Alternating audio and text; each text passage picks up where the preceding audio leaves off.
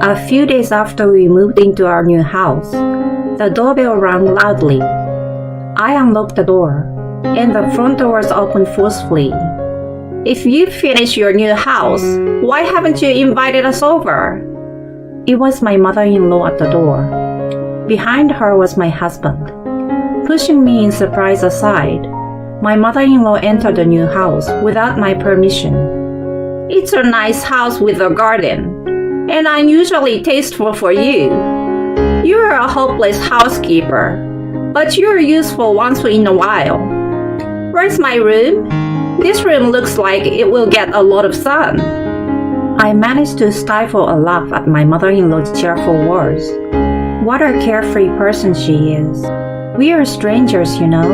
There is no room for you." What? How can you say such terrible words to a family member? If you apologize now, I will forgive you. If not, then I will divorce you. My husband yelled at me, with his face red, and my mother-in-law grinned at him with a nasty smile. How ridiculous, not knowing that it was a meaningless threat. I sighed, and then confronted them with something. The moment they saw it, my mother-in-law and my husband froze. Oh, you can't be serious. "You can't divorce me. I'm already single." My name is Avery. I have been married for 5 years to Daniel, whom I met when I was a university student. Although we got together and got married because of his strong proposal, our married life was a little different from what I expected. Daniel was someone who always put his mother's opinion first in everything. Even when it came to making small decisions, he would say, I will ask my mom. Daniel always tried to get his mother's opinion.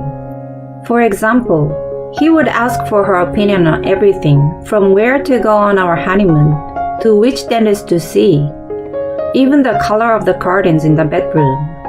He asks his mother about everything and chooses whatever she tells him. I was concerned about this attitude, but I pretended not to notice it.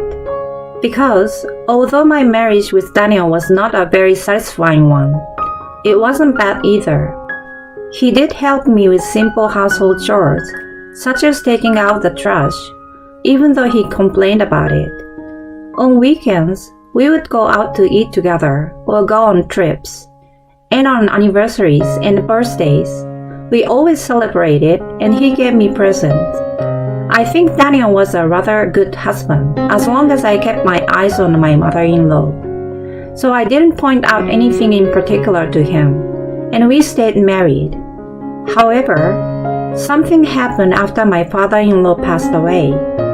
Our marriage, which had been going well for some reason, began to go a little awry. Hey Avery, do you have a minute? What's wrong? Daniel came home from work and asked me in the middle of his meal. Can we live with my mother? What? I couldn't believe my ears. What's wrong with you all of a sudden? I don't mean all of a sudden. I have been thinking about it ever since my dad passed away. Mom is alone now, right? I know it's inconvenient for her to be alone, and I'm worried about her. I don't want to live with her. Bella is still well, you know. She can live on her own. And the house is less than a 20 minutes drive from ours. If that's what you're worried about, can I just continue to visit her from time to time? No, you don't know when she is fine. Even if she is fine, you never know what might happen. If Mom suddenly collapses, no one will know, and it could be too late. If that happens, will Avery be able to take responsibility? You see, I don't want that to happen to my mother. If you don't want to live with her, I will divorce you. You're going to do that? I'm serious. Okay, let me think about it. After several discussions, we decided to move in with my mother-in-law. Daniel's mother nags about anything and everything, and Daniel always does what she says. Living with her was not going to be good for me, but I was pregnant at the time. I thought it would be better for the baby to have a father, so I reluctantly agreed to move in with her. I also thought that moving in with my mother-in-law would not change my relationship with Daniel. I had faith in the time I had spent with Daniel. However, reality was not so sweet. As soon as we moved in together, Belle, my mother-in-law, immediately began to tease me. Instead of taking care of me when I was pregnant, she threw all the housework away and spent every day from morning to evening playing with her friends in the neighborhood. When she came back home, she would look for something wrong with my housework. When I'm not in good health, cleaning and cooking become simple things.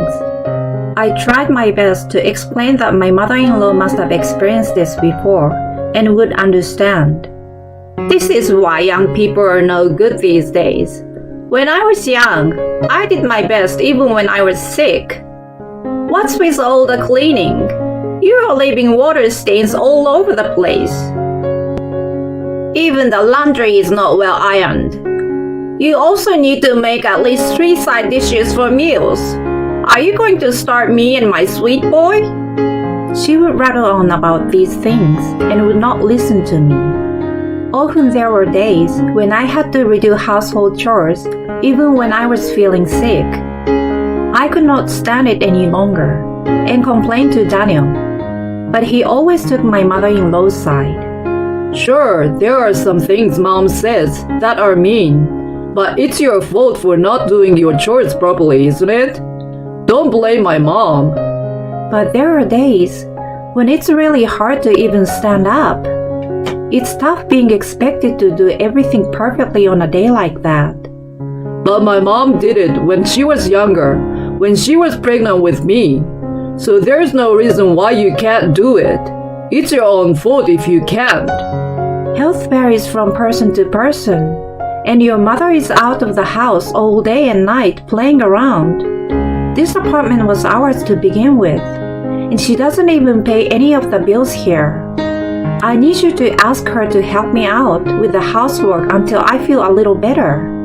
You know, you're the one who agreed to move in with my mother.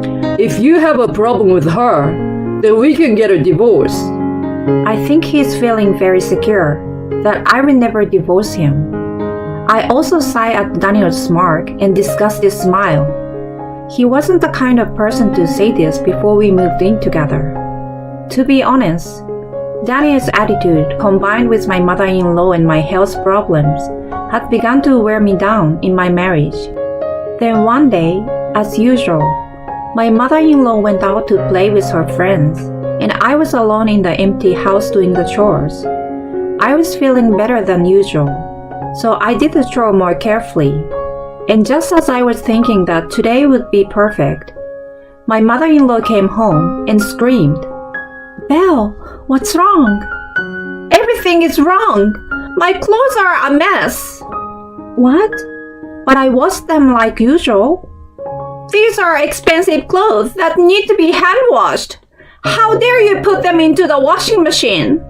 Look how messed up they are. These were my favorite. What are you going to do about this?" "But Belle, you didn't tell me anything about this." "Huh? You should know without me telling you."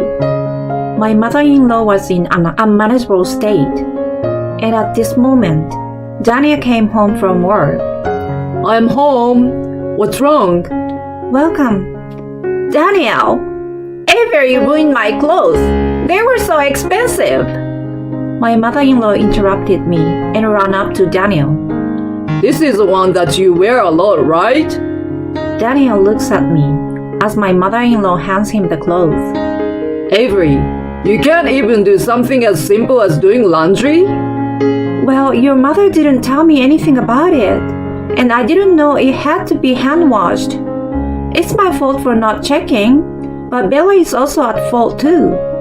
"It's my fault?" I've been willing to tolerate your attitude. But if you're going to say that's about my mom, I'm divorcing you.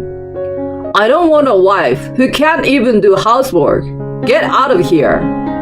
Daniel then pulled out a piece of paper from his bag. There were divorce papers that had Daniel's section filled out. He slammed it down on the dining room table and smiled at me, as if he was amused. You should think about fixing that attitude of yours in the future. Then Daniel takes his mother and tries to leave the house.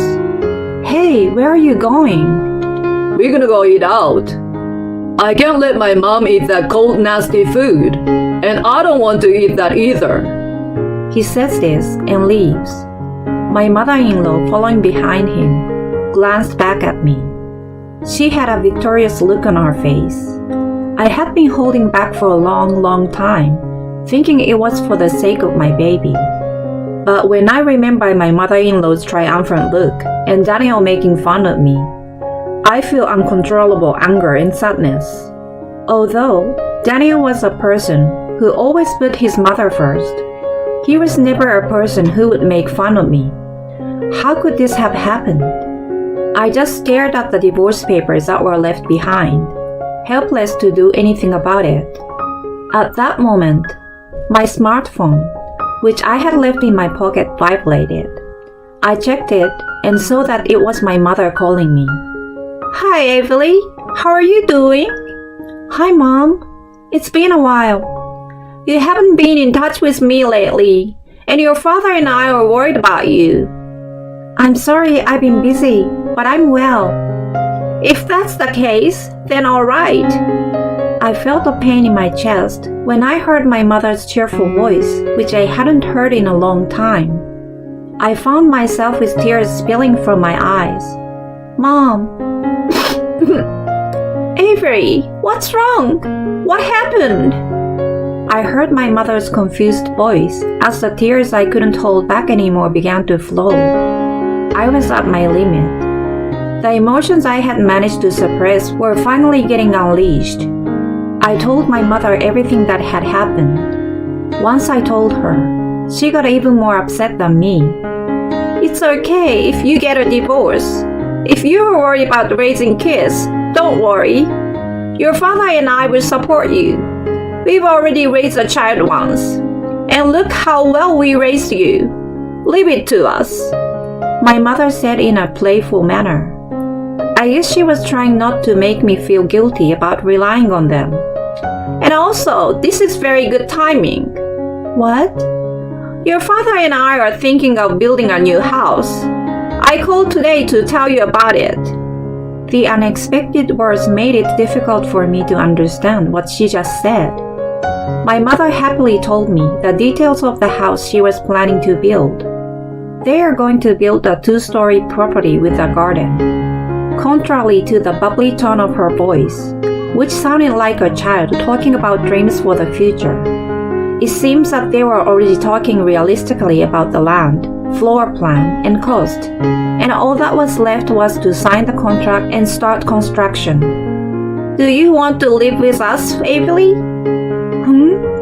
Because if you're getting a divorce, you will need the next house to live in, and there is a lot to worry about before and after the baby is born. It will be easier for us to support you here after the baby is born. My mother's offer felt like it was out of pity, and I felt ashamed to be dependent on my parents at my age, but I was grateful.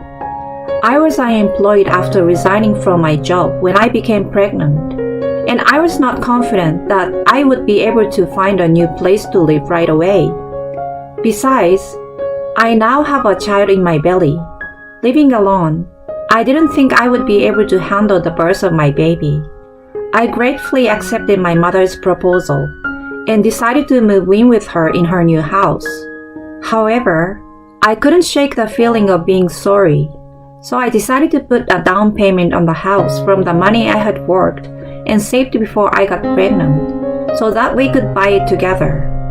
Then, for the next few months, I proceeded with the divorce proceedings without Daniel and my mother-in-law finding out. Once I decided to get a divorce, I felt so much relief. I don't care what anyone says. My mother-in-law began to speak to me more harshly and selfishly than ever before. Instead of stopping her, Daniel still took advantage of me and looked down on me. He treats me like a servant. The little bit of unresolved feelings and affection I had for Daniel disappeared completely in the past few months. While Daniel and my mother-in-law were living together, I stayed at my parents' house and I prepared to move out of the house. I enjoyed discussing with my parents the new furniture for the new house and baby items for my newborn child. My mother-in-law wasn't there to laugh at me for having no taste in furniture or put expensive things in my shopping cart that I didn't need without my permission. I had forgotten for a while how much fun stress-free shopping could be. I was so excited about my new life. When the construction of our new house was finished and we were finally ready to move in, I filed for divorce at the city office.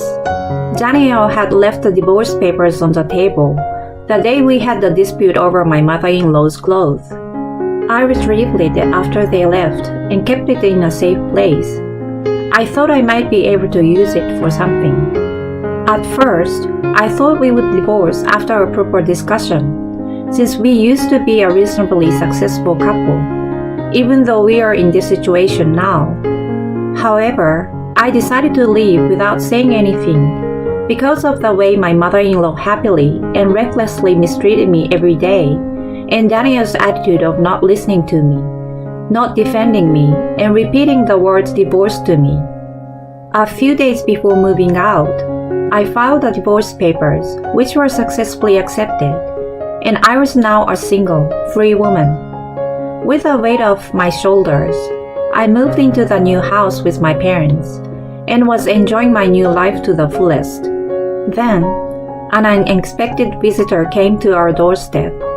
"Hey, Avery, you should have called us over as soon as this was finished." That's right. We're a family after all. You are treating us terribly. I don't know where they got the information, but my mother-in-law and Daniel showed up at the new house.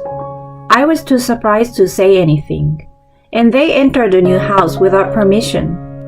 "It's a pretty nice house with a garden, which is rare for you. I wonder where my room is." They seemed to be enjoying themselves. "I know you're a useless wife who can't even do her own housework, but I guess you can be useful once in a while." I managed to stifle a giggle at my mother-in-law's cheerful words. Neither Daniel nor my mother-in-law had any idea that we were already divorced. "I'm not your wife anymore." "Avery, are you crazy?" We are married, so you are my wife, right? "I'm single, so I'm a stranger to you. Please leave right now." What are you talking about? I filed for divorce the other day, and it was accepted. So you and I are no longer husband and wife. I was going to send you a letter soon to let you know, but I didn't expect you to come to our new house. I had not expected him to visit my new house, and I didn't want him to think we were a couple forever. So I had sent him a dated letter stating that we were divorced the day we moved in. If everything had gone according to plan, the letter would have arrived tomorrow. Daniel, not believing a word I was saying, approached me with a laugh. Avery, I don't know what you're upset about, but I apologize. So let's work this out. I can't believe you would lie about getting a divorce. I don't know why you haven't come home lately, but you're angry about something, right? I will apologize, Avery, and we'll make up. Then my mother will forgive you too. I don't care if she forgives me or not. We are already divorced. I showed him the certificate of divorce that had stored in the cabinet. Daniel looked at the certificate carefully. His face gradually turned pale, and his mouth started to flap like a goldfish. When did this happen? I didn't sign divorce papers in the first place. Yes, you did. The day I washed Belle's clothes by mistake. You left the completed divorce papers on the table, didn't you? Those papers are invalid. Well, it might be invalid if it's that one piece. But didn't you tell me every day that you wanted to divorce me? I recorded you and your mother's words every day, and I kept a diary. They told me that the diary can be used as proof. I played back the appropriate audio from the voice recorder on my smartphone. There was my mother-in-law's voice saying that my meals were bad and the worst in the world. Daniel's voice was recorded. If you serve food like this, I'm divorcing you. Both Daniel and his mother were surprised and remained motionless. Therefore, since you two are strangers, you must leave right now. I never said you could come in. If you don't leave, I will call the police. The two of them became frightened and rushed out. I watched their backs and locked the door tightly to prevent them from coming back in. Apparently, when Daniel and his mother found out that my parents and I had bought a new house, they had moved out of their house and had also ended the lease of their apartment. After that, they had quite a bit of trouble finding a new home. Daniel and his mother's life together for the first time in a long time was not going so well. Daniel's mother, who had been making me do all the housework, still doesn't seem to want to do it. And Daniel, who is not used to doing it, is doing it all. On top of that, she would say to her relatives and friends that she was moving to a new luxury house and they should all come to visit her. But the truth was, she moved into a generic apartment that was neither new nor luxurious, which caused rumors to spread about her being a liar. The stress of the situation has caused her to lash out at Daniel more often. With me gone, she has no one else to vent her stress to but Daniel, and they often get into fights where they yell at each other. As for me, I'm living in a new house with my parents and my healthy baby boy, who was born safe and sound. My parents are fully supporting me, and I plan to go to work when my son is older. I want to create a home where my son can grow up healthy and with a smile on his face. With this goal in mind, I'm living a peaceful and happy life while struggling to raise my son day by day.